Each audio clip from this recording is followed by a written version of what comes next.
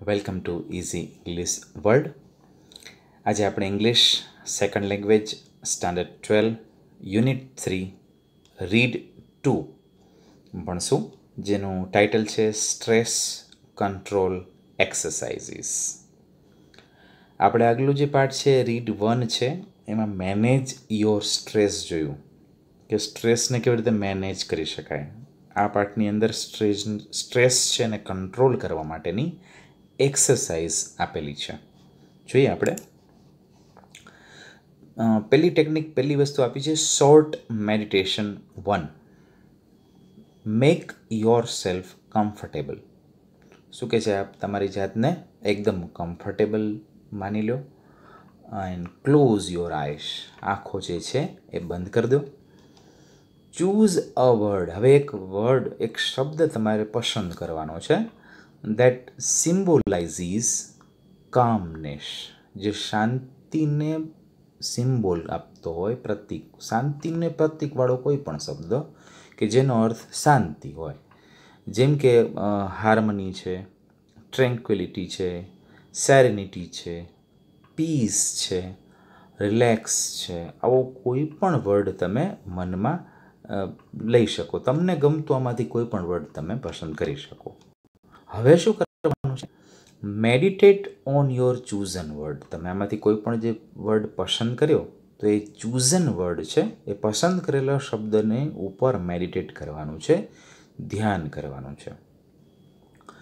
Visualise scenes that tie in with the word or build up mental images. હવે જે શબ્દ તમે વસ્તુ જે કોઈ પણ તમે જે વર્ડ મેડિટેટ કરો છો એને વિઝ્યુલાઇઝ કરો, એટલે એને ચિત્રમાં આપણે કહીએ ને કે સામે જાણે હોય એ વસ્તુ જાણે સામે હોય એવું વિઝ્યુલાઇઝ કરો.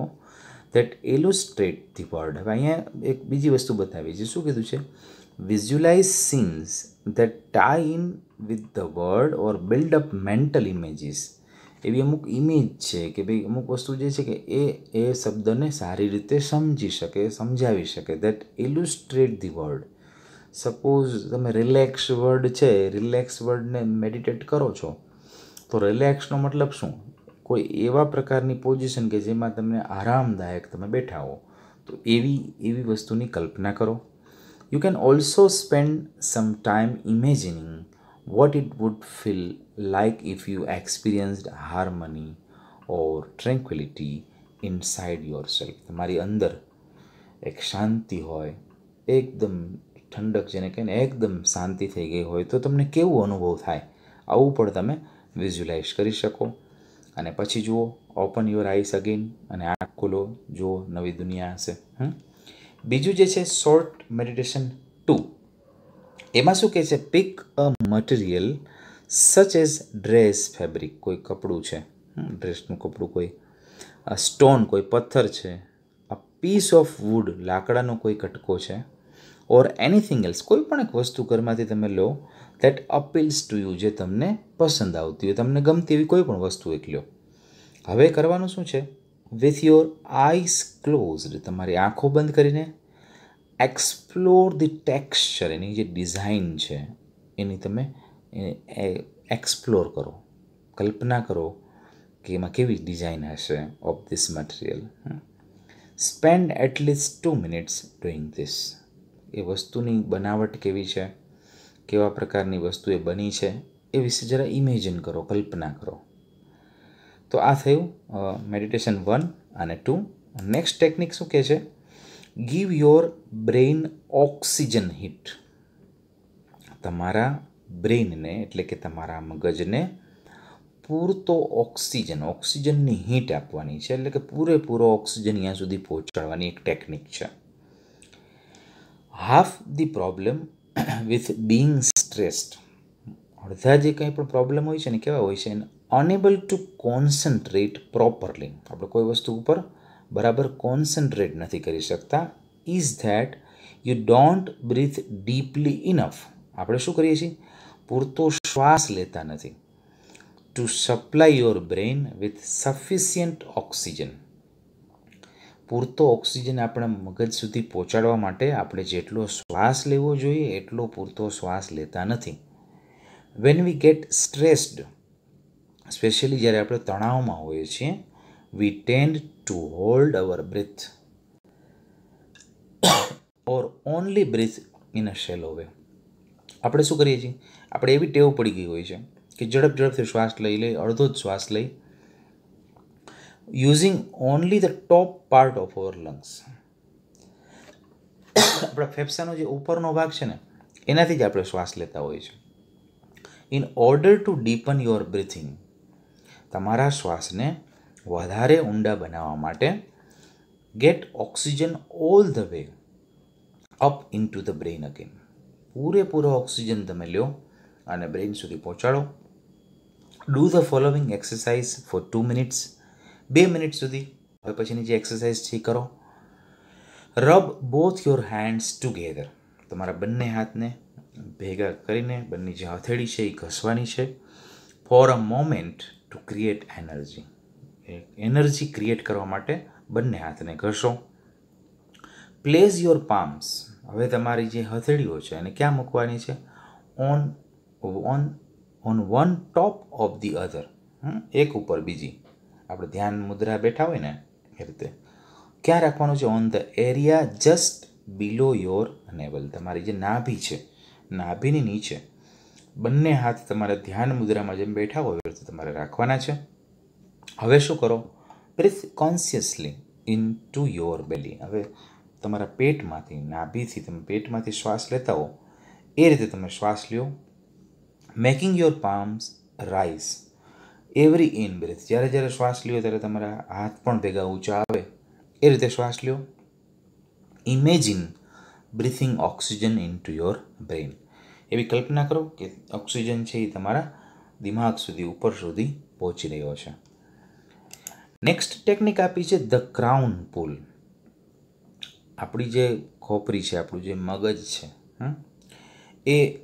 એ મગજ સુધી આપણે ઓક્સિજન પહોંચાડવાની તો વાત કરી છે. બીજી જે ટેકનિક છે એને ક્રાઉન પુલ કહેવાય છે. વેન વી બ્રીથ, આપણે જ્યારે શ્વાસ લઈએ છીએ, there is a microscopic movement, એકદમ સૂક્ષ્મ એક મુવમેન્ટ થતી હોય છે ઓફ ધી ક્રેનિયલ બોન્સ. ક્રેનિયલ એટલે આપણી જે ખોપરી, એના જે હાડકાં હોય એમાં એક નાનકડી એક સૂક્ષ્મ હલનચલન થતી હોય છે. Which in turn allows the cerebrospinal fluid. Cerebrospinal fluid એટલે આપણું જે કરોડરજ્જુ અને મગજ, એ બંનેનું માંથી એક જે છે એ ફ્લડ જે છે એ વહેતું હોય છે, પ્રવાહી વહેતું હોય છે. To move freely through the spinal column, મગજમાંથી આપણી જે સ્પાઇનલ તરફ જે પ્રવાહી વહેવું જોઈએ, એન્ડ ધ સ્કૂલ છે ને ખોપરી તરફથી, તો એ જે છે એ બહુ અગત્યનું છે. હવે વેન ટેન્સ્ડ, જ્યારે આપણે એકદમ ટેન્શનમાં હોઈએ ઓર અપસેટ, એકદમ અપસેટ થઈ ગયા હોય, ત્યારે શું કરીએ છીએ આપણે, ડોન્ટ બ્રીથ ડીપલી ઇનફ, ત્યારે આપણે બહુ ઊંડો શ્વાસ લેતા નથી, ઝડપથી શ્વાસ લઈએ છીએ. This can result in bones in the school, આપણી ખોપરીમાં જે હાડકામાં આનું રિઝલ્ટ શું થાય છે, બિકમિંગ સ્લાઇટલી સ્ટક ટુગેધર. હવે જે આપણી ખોપરીમાં જે પ્રવાહી ફરતું હોય છે એ થોડું ચોંટી જાય છે, stuck together, so that the blood can not circulate properly, જે રીતે ફ્લડ વહેવું જોઈએ એટલું પ્રોપર વહેતું નથી. તો ક્રાઉન પુલ કરવાથી શું થાય છે, influences the flow of cerebrospinal fluid in a positive way, એ રીતે એ આગળ વહે છે. It helps calm your nervous system, તમારી જે ચેતાતંત્ર છે એ ચેતાતંત્રને વધુ સરસ કામ કરતું બનાવે છે. And can also often tech અવે અ હેડેક, આવું કરવાથી શું થાય છે, માથું દુખતું હોય તો પણ મટી જાય. ઓર સ્ટ્રેસ, જે તણાવ હોય, ઇન્ડ્યુસ સ્ટોમક, એને કારણે શું થાય, પેટમાં દુખતું હોય, ઘણી વખત તણાવને કારણે પેટમાં પણ દુખે stomach. As well as helping you think clearly, અને સ્પષ્ટપણે તમે વિચારી પણ શકો. આ બધા એના ફાયદા છે.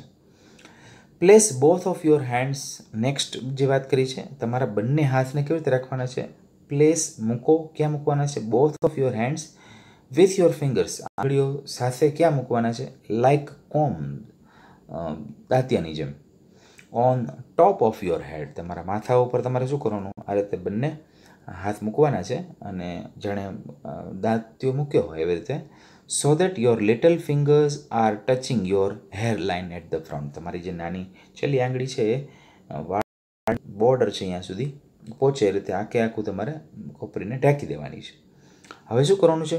ફર્મલી press down on to your scalp. તમારી ખોપરીમાં ધીમે ધીમે તમારે દબાવવાનું. એમ કેવી રીતે? પુલ યોર ફિંગર્સ, તમારી આંગળીને કેવી રીતે પુલ કરવાની છે? Pull your fingers away from the midline. આમ એ રીતે આમ જેમ કેમ ઓળવતા હો ને વાળ એવી રીતે. Combing outwards with each hand.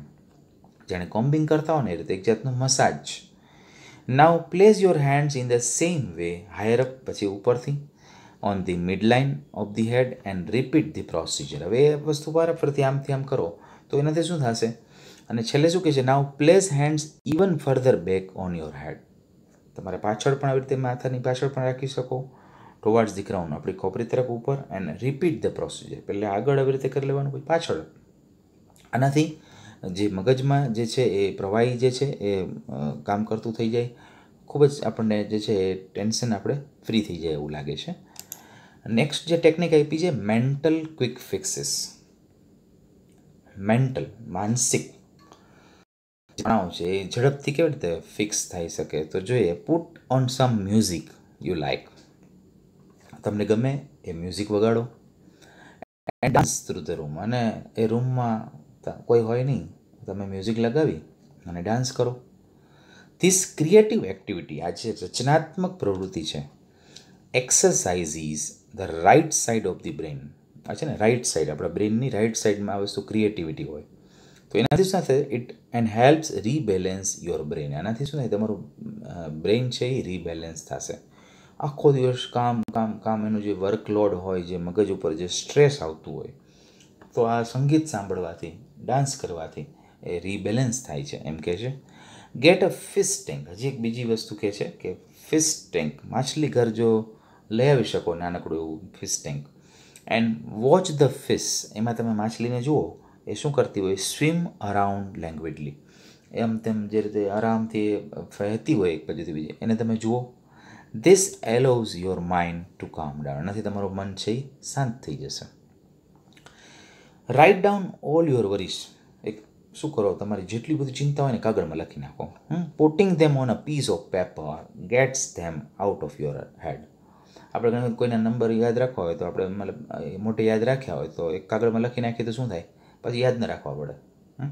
તો એ રીતે તમારી જેટલી પણ ચિંતા છે ને બધી કાગળ ઉપર લખી અને તમે ભૂલી જાઓ, તમારા મગજ ઉપર ના રાખો. Get out into nature. કુદરતમાં આવો, બહાર આવો એન્ડ વોક, અને ચાલો. Concentrate on what is right now rather than what might happen tomorrow. આવતીકાલે શું થશે એના કરતાં અત્યારે જે છે ને એના પર કોન્સન્ટ્રેટ કરો. એકાગ્રતા કેના ઉપર રાખવાની? અત્યારે શું છે. સિંગ ઇન ધ બાથ. આપ સ્નાન કરવા જાઓ ત્યારે ગાઈ શકો, ભલે આપણા સિવાય કોઈ ન સાંભળે. And use the shampoo bottle as a microphone. શેમ્પૂની બોટલ છે એને માઇક્રોફોનની જેમ તમે પકડીને ગાઈ શકો ગીત. Nobody is perfect. જિંદગીમાં, દુનિયામાં કોઈ પરફેક્ટ નથી. And who wants to be nobody. કોને આપણે શું એમાં ફેર પડે છે? કોણ એવું હોય કે જેનામાં કોઈ ફોલ્ટ ન હોય? એવું હોય જ નહીં. Mistakes are okay. તો ભૂલો તો થયા રાખે. Delete the phrase. એક મુહાવરો જે છે ને આપણી ફ્રોમ યોર વોકેબલરી, આપણી શબ્દકોશમાંથી એક મુહાવરો કાઢી જ નાખવાનો છે. ને એ શું છે? I can't. હું ના કરી શકું. તો હું ના કરી શકું એ શબ્દ, એ વાક્ય તમારે કાઢી નાખવાનું છે. It isn't constructive. એ વસ્તુ એવી છે, કન્સ્ટ્રક્ટિવ નથી, રચનાત્મક નથી. તમે એવું વિચારો કે હું ના કરી શકું તો એ સારું નહીં. એનાથી શું થાય? Blocks your views of possible solutions. જે શક્ય હોય એવા જે સોલ્યુશન્સ છે એને આઈ કાન્ટ આવા શબ્દો દ્વારા એને એ રોકી લેવાની વાત થાય છે. તમે એ વસ્તુને રોકી લો છો. તો એવું ના કરો. કોઈ પણ વસ્તુ તમે ના કરી શકો એવું ના હોય દુનિયામાં. Write a few lines with your other hand. આ પણ કરવા જેવું છે. શું કરો? અમુક થોડુંક બંને હાથેથી લખતા આવડતું હોવું જોઈએ એમ કહે છે. તો બીજા હાથેથી તમે રાઇટી હો તો લેફ્ટથી, ને લેફ્ટી હો તો રાઇટથી બીજા હાથેથી પણ લખવાની કોશિશ કરો. This rebalances the two hemisphere of the brain. આપણા જે મગજના ગોળાર્ધ છે ને એ બંને એક્ટિવ થશે આનાથી. અને બંને બાજુથી તમે હાથેથી લખવાની, ભલે જેવું લખાય એવું, પણ લખશો તો શું થશે? એ વસ્તુ એ ખુલશે, ઉઘડશે, એ કામ કરતી થશે. And expect to be lucky. શું કહે છે રાઇટર કે હંમેશા આપણી જાતને હંમેશા નસીબદાર માનવી જોઈએ. તો આ હતું સ્ટ્રેસ કંટ્રોલ એક્સરસાઇઝ. કેવી રીતે આપણી જિંદગીમાં જે સ્ટ્રેસ છે એને કંટ્રોલ કરવું એની અમુક એક્સરસાઇઝ છે. બાકી તો સ્ટ્રેસને દૂર રાખવું હોય તો હંમેશા મસ્ત રહો. ઇઝી ઇંગ્લિશ વર્ડ તરફથી આપને આ લેસન કેવો લાગ્યો એનું આપ કોમેન્ટ કરી શકો છો. કોઈ ડાઉટ હોય તો પણ આપ કોમેન્ટ્સમાં જણાવી શકો છો. Thank you very much for watching easy English word.